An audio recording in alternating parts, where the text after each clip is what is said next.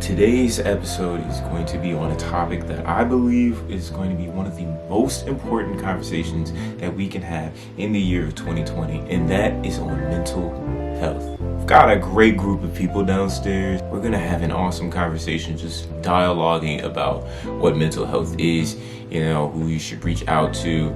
I don't know where it will go, but I know that this is gonna be something very impactful. I just want you to tune in. I want you to join in. I want you to leave a comment if you enjoyed this or if you have a counterpoint or, I want you to join in the conversation. I'll respond. I'll make it my duty to respond. But yeah, I don't want to keep them waiting too long. Let's get this started. So 2020 has been a very uncertain year. How has your mentality changed throughout this year? Ooh.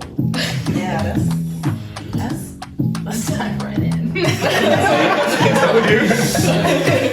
Hey y'all, I'm Stacey. I'm 23 years old. I'm currently working as an intake manager at a law firm, and then I also own my own online business. Well, I'm Leya. I'm 24, and I live in Greensboro, North Carolina. I have one son, and I work as a billing specialist. I don't want to say where, I'm embarrassed.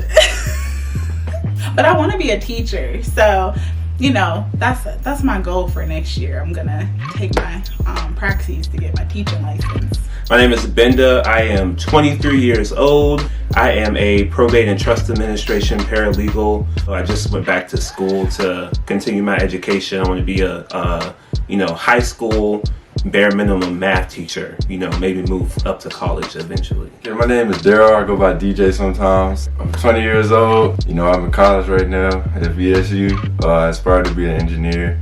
Just trying to make it out here in life, My name is Treasure, but they call me Teetee. I am 26. I am in school for nursing, and I aspire to be a trauma nurse or a forensic nurse. My name is Dion Gray, the second. Don't forget the second, not junior. I'm 23. I'm from Harrisonburg, Virginia. Oh no, I'm not from Harrisonburg. I'm from Chesterfield, but I live in Harrisonburg right now. I've been at JMU too long, bro. I'm working for a realtor in the area, and I'm doing maintenance coordination for him. I'm working on my realtor's license right now, so I'm just kind of living life while making a little bit of money. I am Brittany. I am 24. I got my degree in psychology, and my job isn't literally being a psychologist, but I work for a nonprofit called Communities in Schools, and basically my job is to literally be a student advocate. I think mental health is just as, if not more important than your physical health. You could be some well-oiled machine physically, but if your brain isn't functioning right or well, it doesn't matter. Like, you can't have one without the other, if that makes sense. Why do you think mental health is an important topic to discuss? Because it usually never is discussed. That's why. What are you looking forward to in today's conversation? Hearing from other voices, because my mental health process was very private. I literally was telling no one. So just wondering how everyone else, went through. I'm just looking forward to hearing everybody's story, because I know a big thing in mental health is I'm alone. Especially when you have mental health issues, you think that you're alone and you're not really, no one is going through it with you. And so I'm really interested in hearing different people's stories and how they cope or what they experienced and how they handled it, just to see wow, okay, that's a cool way to learn pretty much. No warm-up questions, just straight to 2020. Right. Look, I'll throw the first answer out. Oh, you want it? Oh, go ahead, bro. It'll be easy. I said the trajectory has definitely been downward. I think recently, maybe starting with this day, possibly it might just be starting to look up. Okay. Yeah. Nice. I like that answer. What was you gonna say? We don't know. I say for me, it's not really a mentality has changed, just mentality has strengthened, because I know a lot of work that I have done on myself over the past years. I've seen that come to fruition this year. Where I was talking about sowing time, harvest time. This is definitely harvesting time, and on that part of things. Yeah, I agree with that. Like the mentality you had to get stronger because the only thing that really changed is the circumstances and like all the adversity. You know, there's so much going on. So like you had to adjust or you're going to be left behind. Like 2020 was the most ruthless year I've ever seen. Yeah, it's really swim or drown right now. Yeah. If you aren't trying to tread the water and stay above, you definitely are gonna go under. It's definitely been rough. I agree with that. I appreciate it though, because I'm a person that when I have a lot going on in my mind, I'm like, we'll fill all your time and you won't think about it. And so I had to, what this quarantine in 2020 really taught me is to sit and be still. And I think that that's really hard to do when you have so much going through your mind. You're just like, I don't want to think about it. I don't want to deal with it, but it forced me to. And so I appreciate that. Do you think like that's a stigma though, like to kind of block it out in a way? Definitely. Because it's just easier. It's so much easier. Like, who wants to dig up hurt? Who wants to dig up pain? No one wants to relive it, even though we never get over it, but we get through it. But nobody wants to deal with that. So it's just easier to fill your time and your mind and your space with something else completely different, so that way you don't have to worry about it. And I think that's why people get worse. Yeah. Because we don't focus on our healing, and we also surround ourselves with people who are good for us. And so it just really, like, being quarantined, you can't be around those people. Some people have it in their homes, unfortunately, so in that case it sucks, but it really kept me away from people I shouldn't have been around. When I started to date, I just noticed how I handled things, and I was just like, ooh, sis, you toxic. So I had to realize, like, girl, like, ooh, that attitude is not okay. Like, we can't do that. And it wasn't even from the person I was dating. It was things that I was dealing with, but I put that burden and conflict on them, and it had nothing to do with them. And so I just had to learn, like, you gotta work with you first. I cannot be with someone else until I work on me first. So just relationships in general, friendships too. Like, I wouldn't handle things right with friends, and I'm just like, woo, there is something not right up there. Like, you gotta fix that. Yeah, one of my favorite phrases, you're a product of who you hang around. Yeah. And just to add on what you were saying, but like, yeah, it does give you time to, like, you know, find yourself, find your happy place, because you need to, you know, do more what makes you happy. Find what makes you stressed out and, you know, try to adjust or get rid of that. I mean, it's definitely made me realize that my mentality and my happiness and my strength is all really gonna, like, what am I gonna allow in? Because there's so much happening right now. Absolutely, just, I mean, if you don't have it's pandemic on one side, you know, election on the other, just like all this craziness. But what am I going to allow to, like, affect my next move? What, like, my goals haven't changed. So I just have to learn how to bend my knees and just, you know, and adapt, really. So, I mean, just choosing what I'm gonna allow to, you know, to influence me. So, and being cognizant of that, because it's so easy to just slip into what everybody else is talking about. But at the end of the day, like, have you dealt with your own stuff? Like, I know that there's, like, craziness out there, and, you know, it does affect us in the grand scheme of things, but, you know, you still have you, yourself, and your family to worry about. So it's like, what have you done, you know? I think about it. So this past May, I just graduated, right? And it's weird. Thank you. And that's probably the most recognition I got for it, but that kind of follows the trend of just, like, pushing stuff in the past and keep pushing forward. So, like, being in school, it was always like, I can't do something. I was just talking, you know, before this, like, I can't do this because I'm in school, can't do that. So I was already pushing stuff off. Then 2020 hit, so I'm like, well, this is graduation year, but also all this other crap is going on. Well, I really just got to push everything out, and that included all the different people that wanted time from me. I'm like, well, that's just not important right now. And then, you know, in February, my grandmother died, so that was another thing. And then you talk about Kobe dying, and then you talk about other Black lives dying, and I mean, it was so much death. I mean, I kind of the first few 6 months, really, until my birthday. Exactly, my birthday was in June, so from January up until June, I really don't know what happened. I can't even tell you really what happened. But, you know, coming out, going through the job process, which I didn't think would go so well either, I'm looking back, which I tell y'all now, this is my chance to sit down and think and look back like y'all are just saying, and I'm realizing it hasn't really been that bad since I graduated. It's only gone up. So I should really change my trajectory from, like, right now going up to probably like a few months ago. I started going up, but I didn't realize it. So Right. I thank y'all for bringing that perspective back to me. Sit down and relive that. You know, sometimes. Yeah. Be proud. And that's what we were talking about earlier, is just like giving yourself that grace. Like you have done, not necessarily like, you know, a lot of people are, you know, like, what are you doing right now? Like, you always have to be working on something, always have to be doing something actively, or else you have failed.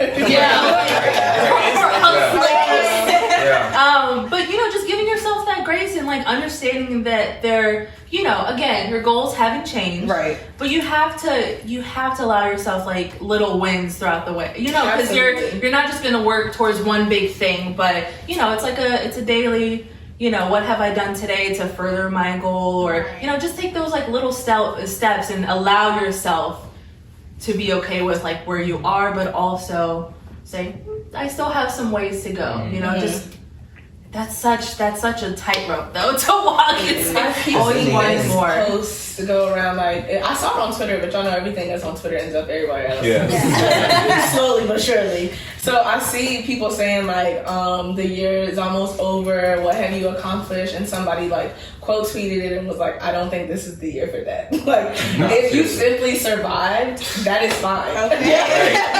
There are many people that literally did not, in more senses of the word than just their breathing. But their mental isn't there, their job isn't there, their family isn't there. So if you literally are breathing and you can love and live, you're fine. That is all that needed to be accomplished. And I think that's one thing that a lot of people don't think about either, is we compare our success to other people. And like, we should be going at our own pace. You're running your own. Absolutely. Because it's a race against yourself at the end of the day. You want to get yourself better. You get where you want to go, do your goals. It's okay if you take a break, a setback, a year, you know, break from it. But as long as you know, stay focused on your goals, know what they are, and keep working towards them, your dreams, you know, you're going to be fine. Right. Yeah, Leya says that all the time. He always says, I'm in competition with myself. And I was like, okay, me too. Me too. I'm only in competition with me from yesterday.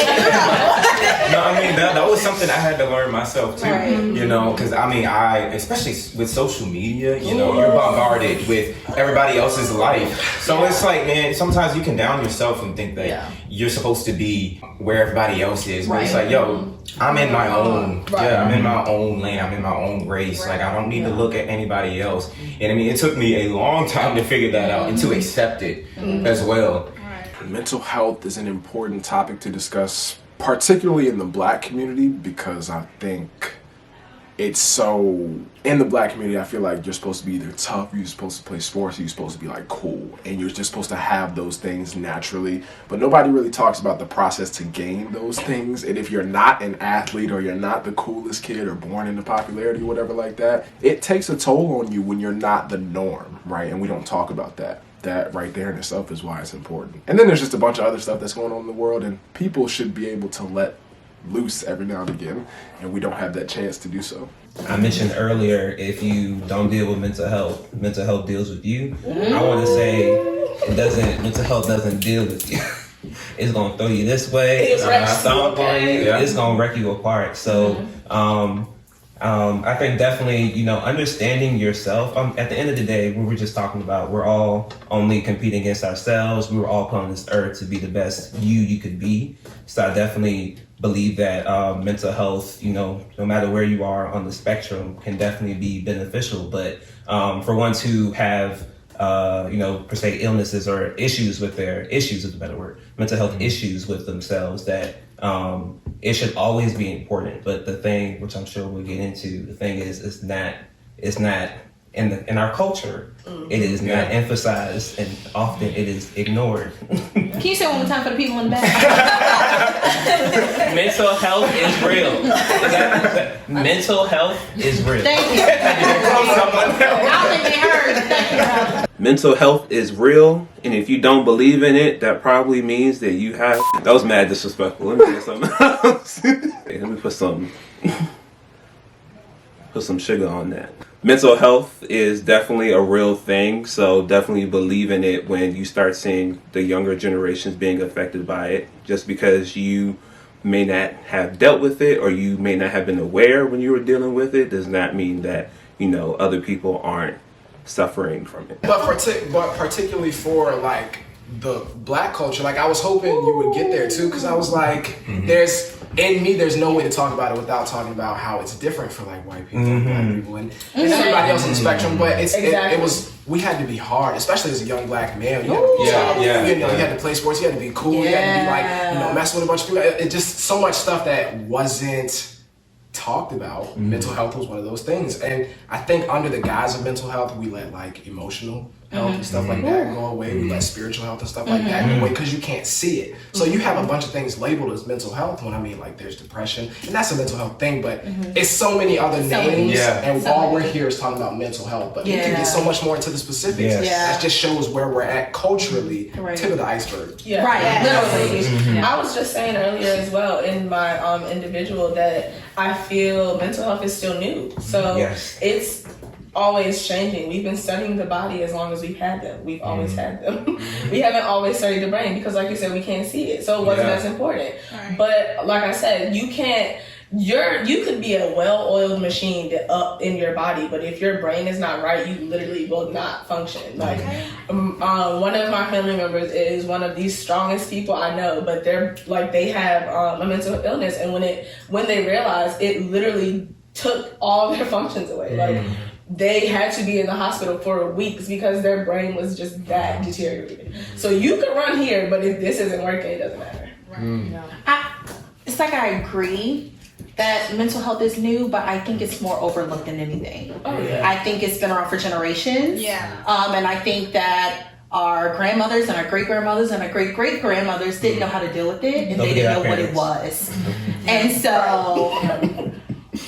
He said, don't forget our parents. Yes, them too. But like, it's just been overlooked for so long. And then it's just, oh, well, that's how they are. You know, it's okay.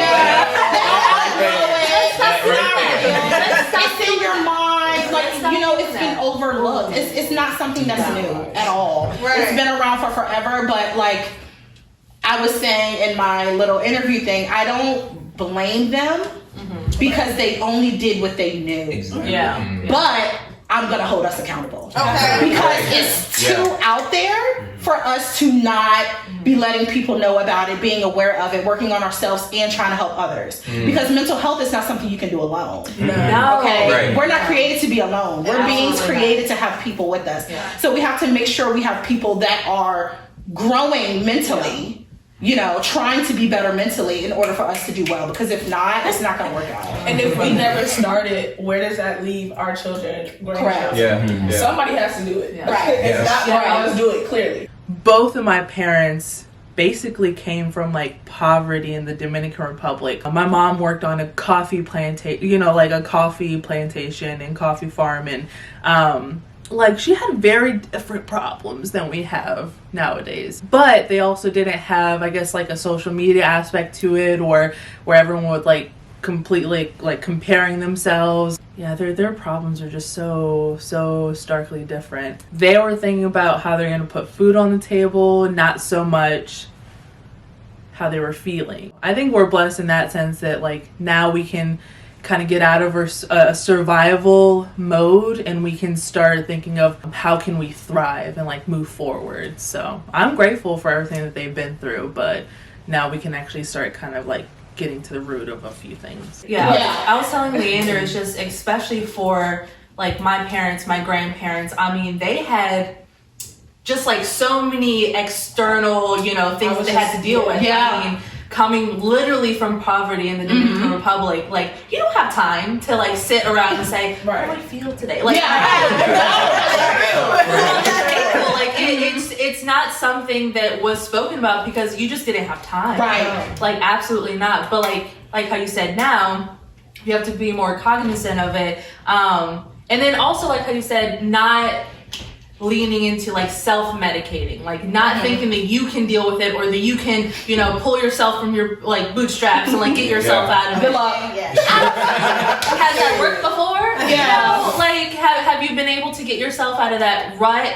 And that's where, going back to who are you hanging out with? Because what I don't need during my low point, when I'm in my pit, is for somebody to step right in with me and be like, yeah, girl, your life does suck. Yeah. And to be there with me and saying, gosh, like everything is just falling apart. Like, no, I need somebody to help me put it into perspective and say, like, look, this is tough what you're going through, but you're going to be so much tougher, you know, once you step out of it, once you grow through it, and giving me that perspective. So that's when I think me and Leander were talking, that's when my mental, like, you know, shift happened, and I started being more cognizant of it and understanding, like, it's okay to not think every thought that's in my head. Like, everything that, you know, comes into my head isn't necessarily me. Could be the enemy. You know what I'm saying? So it's, you know, not everything that pops into my head I have to think. I have to think that certain way. But you have to have an outside source, like speaking to you, or, you know, you have to be, you know, reading something to get you out of that, because the moment you believe it, I mean, that's like, that's when it kind of absolutely.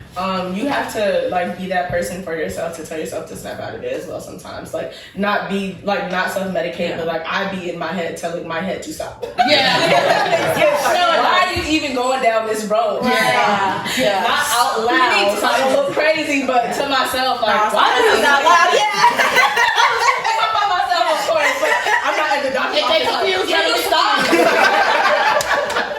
So I really be like, all right, you start, and it's gonna be a bad day if we keep down this path. So you have to, but if you've never been taught that, you don't know to do that for yourself. That's the thing. That's the thing. People don't know how to talk. They don't. They just don't. Yeah. Now, look, I'll say this. So I've been with my girlfriend for like the past 3 years, going on 4 in February, and she has been the best confidant I could have. Like, she's helped me realize a lot of things. At the same time, if you're in a relationship or something like that, you have people around you, your friends are not your therapist. You shouldn't be dumping your life on people, you know, around you all the time. Like, go seek actual professional help. There's people who study for things like this, you know.